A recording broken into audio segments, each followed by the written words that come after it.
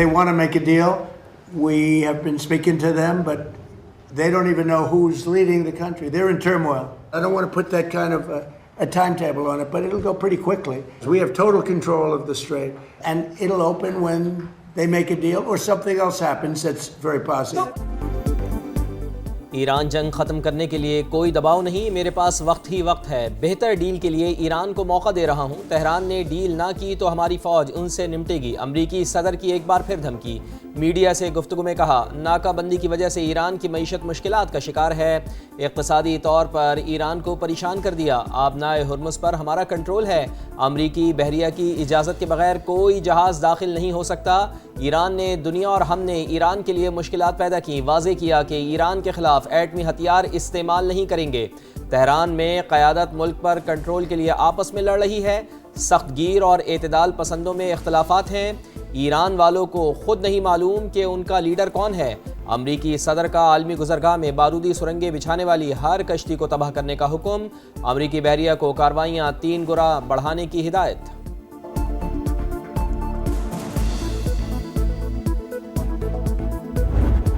That the President of Lebanon and the Prime Minister of Israel over the next couple of weeks will be coming here. They've agreed to an additional 3 weeks of, no firing, ceasefire. اسرائیل اور لبنان کے درمیان جنگ بندی میں توسیع، مدت 3 ہفتوں کے لیے بڑھا دی گئی، امریکی صدر کا اعلان، کہا دونوں ملکوں میں امن کے لیے یہ بہترین موقع ہے، لبنان کے امن کے لیے ساتھ مل کر کام کریں گے، اوول آفس میں لبنانی اور اسرائیلی سفیر سے ملاقات کی، اسرائیلی وزیر اعظم اور لبنانی صدر کی میزبانی کا منتظر ہو، امید ہے اسی سال ڈیل ہو جائے گی، نائب صدر جے ڈی وینس نے کہا سیز فائر تاریخی لمحہ ہے۔ دشمن میڈیا کی کوشش ہے کہ قومی اتحاد اور سلامتی کو کمزور کیا جائے، ایرانی رہبر اعلیٰ کا قوم کے نام پیغام، کہا دشمن عوام کے ذہنوں اور نفسیات کو نشانہ بنا رہا ہے، ہماری غفلت سے دشمن کا مذموم منصوبہ کامیاب نہیں ہونا چاہیے، واضح کیا کہ عوامی اتحاد نے دشمن میں درار ڈال دی ہے، اتحاد مزید مضبوط ہوگا۔ ہم سب ایرانی ہیں، ہم سب انقلابی ہیں، صدر ٹرمپ کے بیان پر ایرانی رہنماؤں کا سخت جواب، صدر مسعود پزشکیان اور اسپیکر محمد باقر قالیباف نے کہا ایران میں کوئی شدت پسند یا اعتدال پسند نہیں، قوم اور حکومت میں آہنی اتحاد اور رہبر انقلاب کی مکمل اطاعت ہے، ہمارا ایک خدا ہے، ایک قوم، ایک رہنما اور ایک راستہ ہے، ایران کی فتح تک جدوجہد جاری رہے گی، حملہ آور مجرم کو اپنے اقدامات پر پچھتانا پڑے گا، وزیر خارجہ عباس عراقچی کا کہنا ہے ایرانی عوام پہلے سے زیادہ متحد ہیں، میدان جنگ اور سفارتکاری ایک ہی محاذ کے 2 حصے، ہم مکمل ہم آہنگی سے چل رہے ہیں۔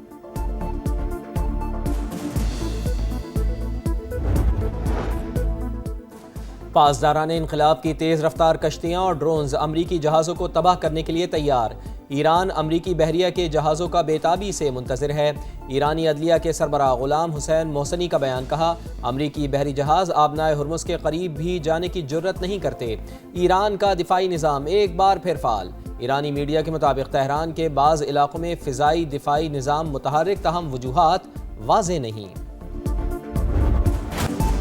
ایران اور امریکہ کو دوبارہ مذاکرات کی میز پر بٹھانے کا عزم، وزیر اعظم کی زیر صدارت میں اہم مشاورتی اجلاس، اسلام آباد مذاکرات کے دوسرے مرحلے کے لیے جاری کوششوں کا جائزہ، اسحاق ڈار نے مختلف ممالک کے وزراء خارجہ سے رابطوں پر وزیر اعظم کو اعتماد میں لیا، شہباز شریف نے کہا امید ہے دونوں ملکوں کو بات چیت پر آمادہ کرنے میں کامیاب ہو جائیں گے، پاکستان مشرق وسطی میں پائیدار امن کے لیے سفارتی کوششیں جاری رکھنے کا عزم، وزیر اعظم سے چینی سفیر کی بھی ملاقات، خطے کی صورتحال اور امن کی کوششوں پر بات چیت، چینی سفیر امن و استحکام کے لیے پاکستان کے سفارتی کردار کے معترف۔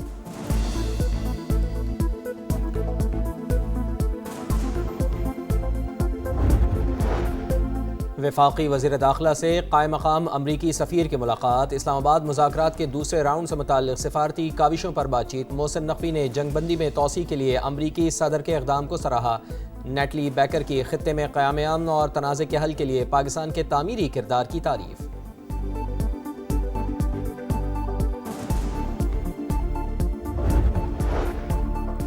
آبنائے ہرمز پر عائد ٹول ٹیکس سے پہلی آمدنی ایران کو حاصل، رقم مرکزی بینک کے اکاؤنٹ میں جمع کرا دی گئی، ایرانی پارلیمنٹ کے نائب اسپیکر حامد رضا کا بیان، امریکی میڈیا کے مطابق ڈپٹی اسپیکر نے اس حوالے سے مزید تفصیلات نہیں بتائیں کہ یہ آمدنی کس سے اور کیسے وصول کی گئی۔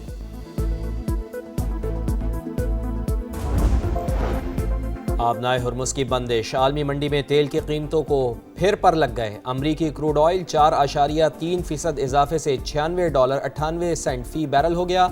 برینٹ کروڈ آئل $106.47 پر ٹریڈ کر رہا ہے۔ چین بھی امریکہ اور ایران کے درمیان کشیدگی کم کرانے کے لیے متحرک۔ امریکی میڈیا کے مطابق چین بھرپور کردار ادا کر رہا ہے۔ بیجنگ نے افریقی ممالک پر دباؤ ڈالنے کا امریکی الزام بھی مسترد کر دیا۔ امریکہ چین کے اندرونی معاملات میں مداخلت بند کرے، اشتعال انگیز بیانات کسی صورت قبول نہیں کریں گے۔ ترجمان چینی دفتر خارجہ کا سخت رد عمل، کہا امریکہ کو ون چائنا پالیسی کی پاسداری کرنی چاہیے۔ مسلم ممالک کی مسجد اقصی میں اسرائیلی آباد کاروں کے داخلے کی شدید مذمت۔ پاکستان اور سعودی عرب سمیت 8 ممالک کے وزرائے خارجہ کا مشترکہ بیان جاری۔ اسرائیلی بستیوں کی توسیع اور 30 نئی غیر قانونی بستیوں کی منظوری ناقابل قبول قرار۔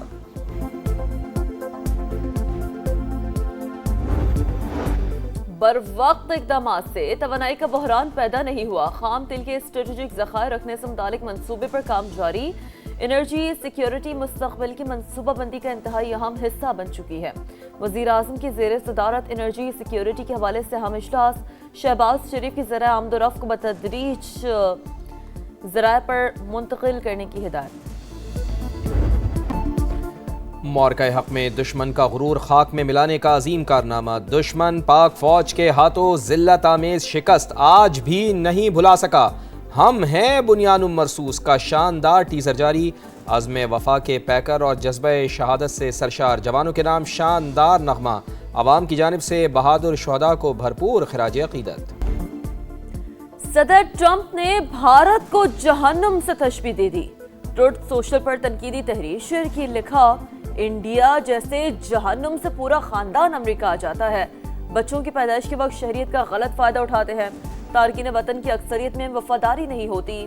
امریکی صدر کے بیان پر بھارتی اپوزیشن شدید برہم، کہا ٹرمپ کے توہین آمیز بیان پر مودی خاموش ہیں۔ آخر نریندر مودی ٹرمپ سے اتنے خوف زدہ کیوں ہیں؟ امریکہ اور برطانیہ میں ٹھن گئی۔ برطانیہ اگر ڈیجیٹل سروس ٹیکس کو ختم نہیں کرتا تو اس پر مزید ٹیرف عائد کیا جائے گا۔ صدر ڈونلڈ ٹرمپ نے واضح کر دیا، کہا برطانیہ اگر ایپل، گوگل اور میٹا کو نشانہ بناتا رہا تو امریکہ جوابی کارروائی کرے گا۔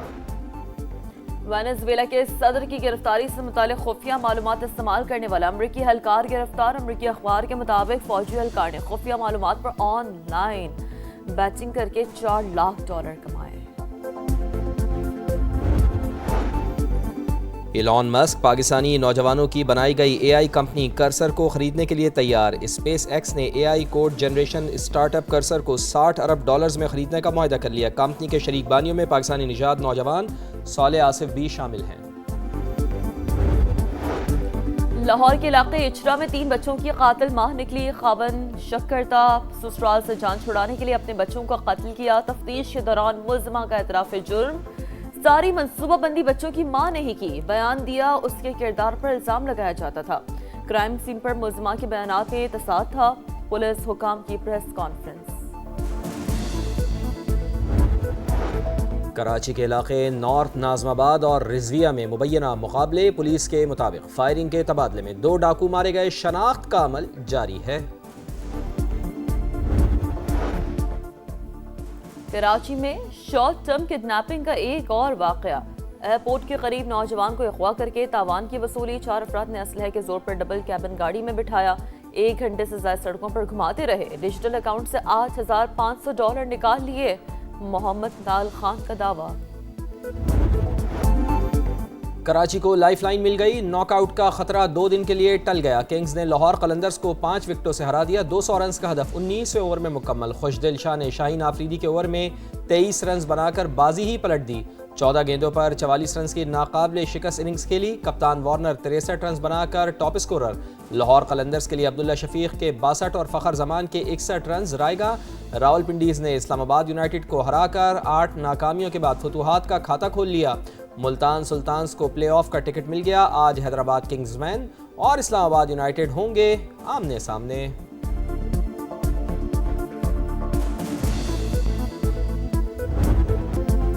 اور فینس کو لاؤ رونقیں بڑھاؤ، شائقین کو اسٹیڈیم میں انٹری دی جائے۔ پی ایس ایل فرنچائزز کی وزیر اعظم سے درخواست، شہباز شریف اور چیئرمین پی سی بی کی ملاقات میں فیصلہ متوقع ہے۔ گرین سگنل ملنے کی صورت میں کرکٹ فینس کو پلے آف میچز اور فائنل کے لیے اسٹیڈیم آنے کی اجازت دی جائے گی۔